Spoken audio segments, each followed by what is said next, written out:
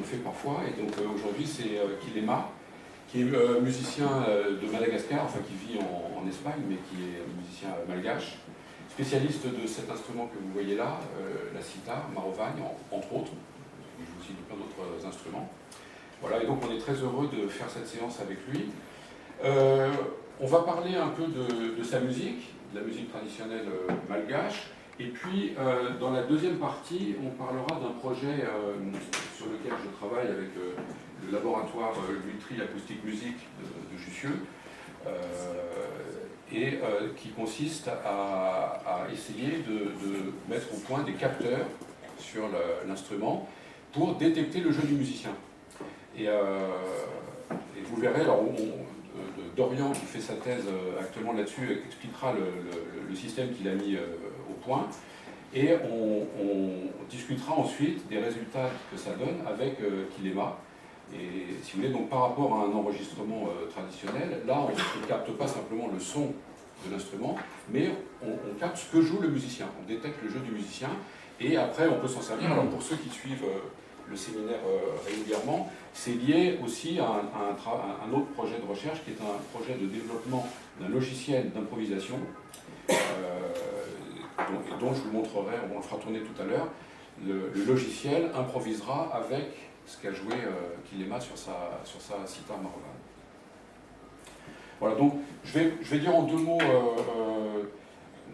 quel est le parcours de Kilema, puis il complétera lui-même. Donc Kilema est né à Tuléar, dans le sud-ouest de Madagascar.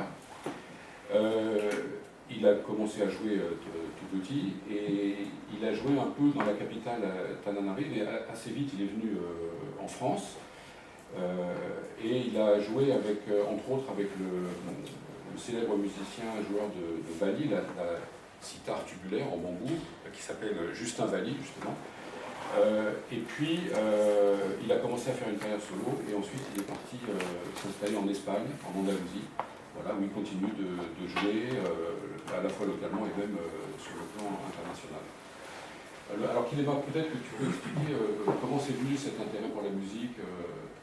Est-ce que c'est dans la famille ou, Tu l'as tout dit. Oui, mais et cet instrument aussi, oui. Tu m'expliquais que c'était pas forcément facile de jouer de cet instrument. Oui, en fait c'était... Bon, bonjour d'abord, bonjour à tous. Bon, en fait, ça a commencé dans la famille, comme dans tous les musiciens africains, malgaches. Nous,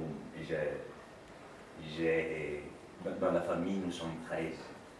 Donc, tous mes frères aînés jouaient de la musique, et ils avaient leur groupe à la maison, donc à chaque fois qu'ils venaient avec leur formation, nous on était encore petits, donc on commençait à épier, à voir qu'est-ce qu'ils jouaient. Et puis ces instruments, c'est un instrument qui vient de la région où je suis. Et donc dès mon jeune âge, j'ai commencé à m'intéresser, à commencer à jouer. C'est un instrument qu'on se joue dans les rituels, dans les cultes aux ancêtres et tout ça. Donc c'est là que ça a commencé, mon intérêt pour l'instrument.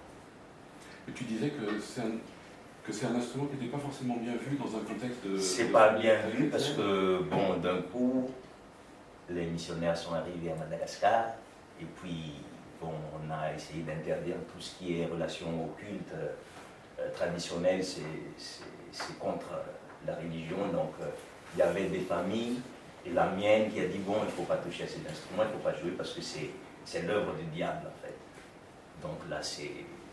Mais comme moi, j'étais très intéressé, donc je commençais à me rattacher dans les cultes pour continuer à écouter, à me baigner avec le son de l'instrument. Mais bon, petit à petit, c'est vrai que maintenant, il y avait une convivience entre la culte des ancêtres et puis la religion chrétienne. Donc là, maintenant, ça va, il n'y a plus de problème là où, actuellement. Alors, il faut dire que c'est un instrument qui était joué dans un culte de possession, hein, les cultes de possession. Les officiants, les adeptes tombent en transe, il y a des esprits qui viennent les... Exact, parce que bon, à Madagascar, c'est en Afrique, en fait, nous on croit, nous sommes en fait animistes, c'est la croyance aux esprits des ancêtres. Donc ces instruments, ils ont vraiment un grand rôle dans la société. Et puis le marovagne, c'est un instrument qui se joue surtout avec avec un petit hocher qui s'appelle Katsa, c'est un instrument qui donne le rythme. C'est comme très répétitif, tout est répétitif, donc c'est là en fait qui fait que d'un coup c'est facile qu'un esprit qui arrive et puis qui entre dans quelqu'un. Donc c'est le hocher, c'est vraiment ça, t'imagines avec ça pendant 2, 3, 4 heures et puis il y a le mabouane qui se répète, donc c'est la transe. Alors, peut-être on peut regarder une vidéo de Kilema. C'est